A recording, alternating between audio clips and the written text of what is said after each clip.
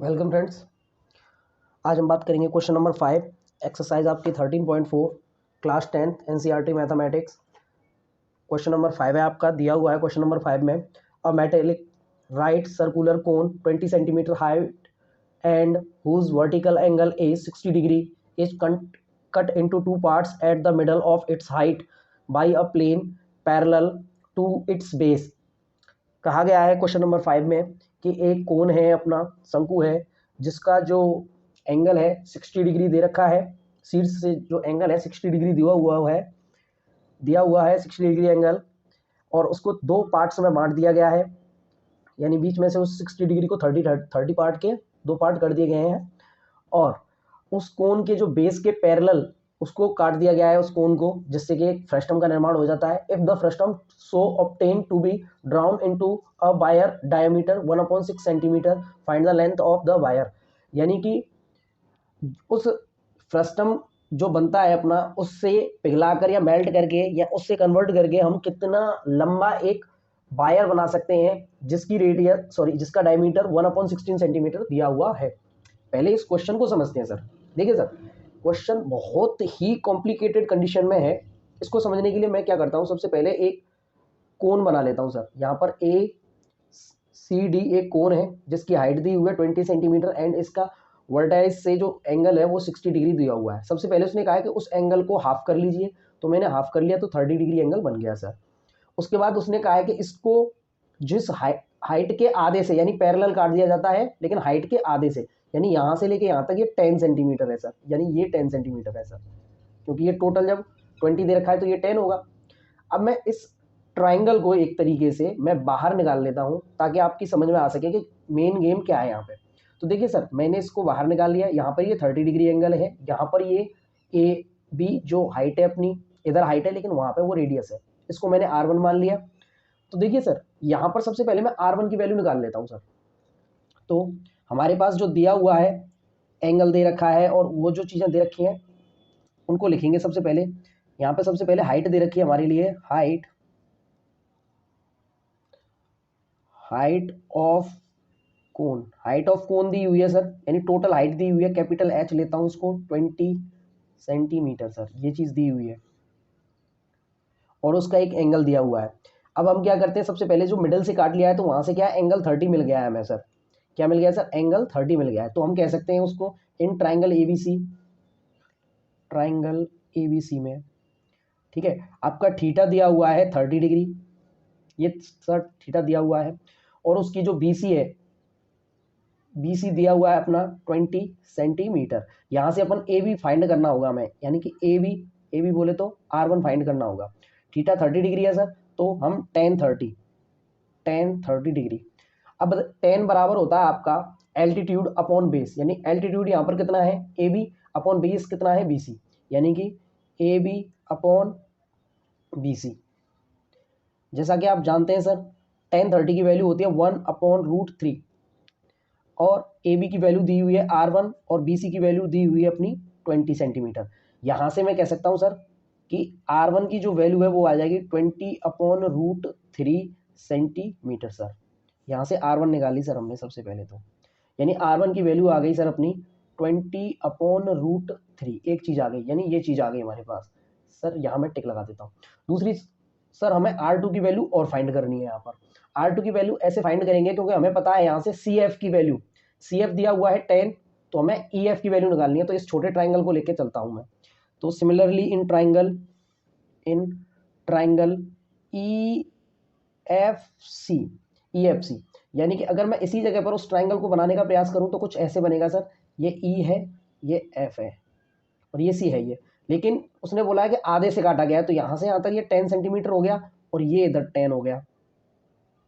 ये निकालना है सर हमें, R2 की वैल्यू निकालनी है। तो इन ट्राइंगल EFC में थीटा वही 30 डिग्री है, एंड सर यहाँ पर FC की वैल्यू कितनी है 10 सेंटीमीटर, एंड सर हमें कौन सा निकालना है यहाँ पे EF की वैल्यू निकालनी है। EF बोले तो R2 निकालनी है। सिमिलरली लेके चलेंगे, जैसा ऊपर किया वैसा ही नीचे करेंगे। tan 30 बराबर, जैसा कि आप जानते हैं कि tan बराबर होता है अपना एल्टीट्यूड अपॉन बेस, तो एल्टीट्यूड यहाँ पे कितना है EF upon FC, EF upon FC। tan30 की वैल्यू 1/√3, EF की वैल्यू R2 जो कि हमें फाइंड करनी है, FC की वैल्यू 10। इस प्रकार हम कह सकते हैं tan इधर चला जाएगा, R2 इज इक्वल निकल के आ जाएगा 10/√3 सेंटीमीटर। सर हमें R1 मिल गई है और R2 मिल गई, और सर इस फ्रस्टम की जो हाइट है वो भी मिल गई, जिसको मैं मान लेता हूँ h। वो कितनी दे रखी है सर? 10, यानी कि यहाँ से लेके यहाँ तक ये 10 है। तो यहाँ पर मेरे को तीन चीज़ें मिल गई हैं, R1 मिल गई, R2 मिल गई, और height of frustum, height of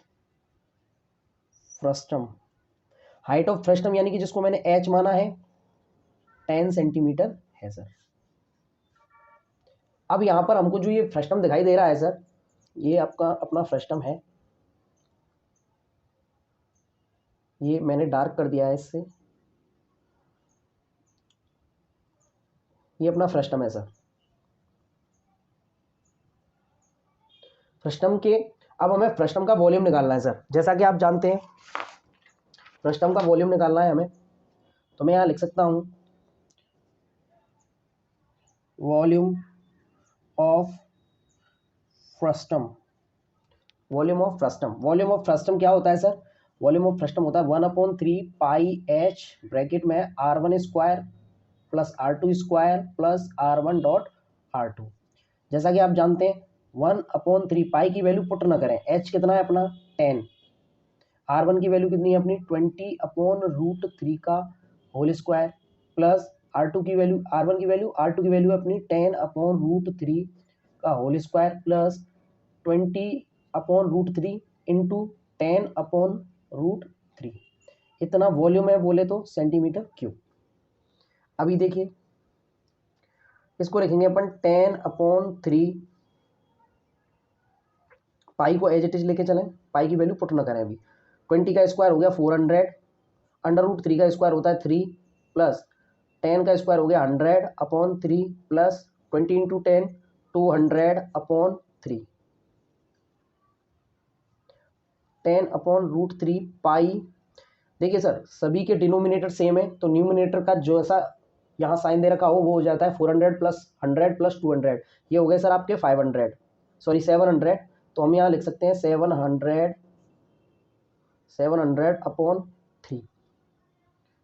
ये √3 नहीं है सर।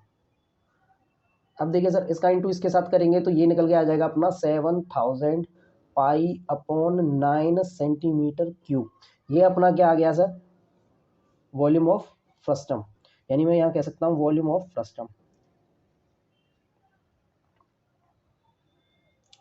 फ्रस्टम निकल कर आ गया अपना 7000 पाई/9 सर।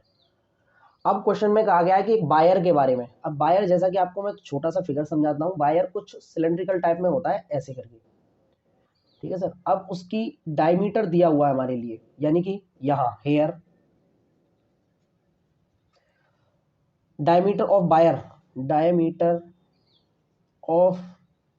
वायर कितना दिया हुआ है सर? 1/16 सेंटीमीटर। तो उसकी रेडियस यानी r डैश मान लेता हूँ मैं, आधी हो जाएगी उसकी। आधी का मतलब है कि 2 का डिवाइड लग जाएगा, 2 का डिवाइड का मतलब है कि 16 की जगह पे 32 हो जाएगा। ये मल्टीप्लाई नहीं किया सर मैंने, किसी चीज़ के आधे करने का अर्थ होता है उसमें 1/2 से मल्टीप्लाई करना। तो मैं 1/2 से मल्टीप्लाई करूंगा तो ये निकल कर आ जाएगा सर r डैश की वैल्यू, r डैश का मतलब ये वायर की।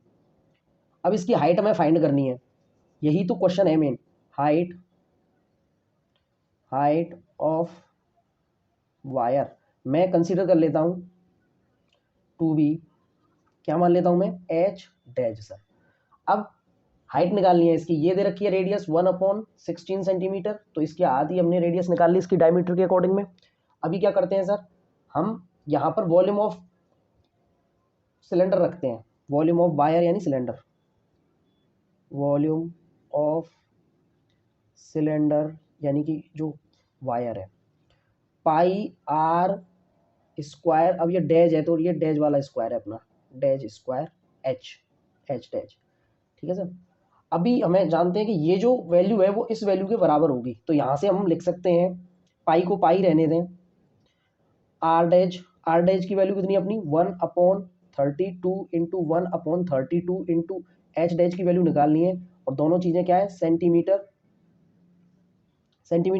और हाइट भी आएगी वो भी सेंटीमीटर में आएगी, तो यहाँ पर मैं सेंटीमीटर क्यूब लेके चलता हूँ, प्लस किसके इक्वल रखना है हमें, 7000 पाई अपॉन 9 सेंटीमीटर क्यूब।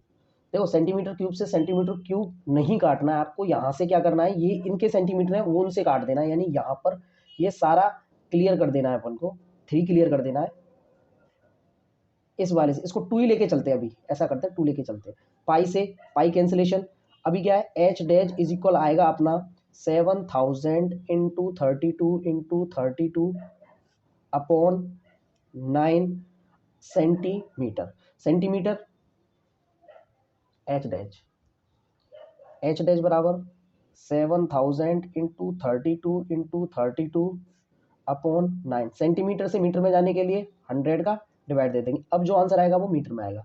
अभी सर 2 0 से 2 0 कैंसिल, और मैं इसको आगे सॉल्व करूंगा तो यहाँ से मुझे m की वैल्यू निकल कर आएगी सर, यहाँ से m की वैल्यू निकल के आ जाएगी अपनी 79, यानी कि सॉरी h की वैल्यू निकल के आ जाएगी 7964, ये आएगी सर h डैश की वैल्यू, यानी कि जो कि किस में आएगी, मीटर में। यानी हम कह सकते हैं hence the height of the wire is 7964 metre, यानी कि लगभग आपका 8 किलोमीटर के अप्रोक्स पहुंच गया।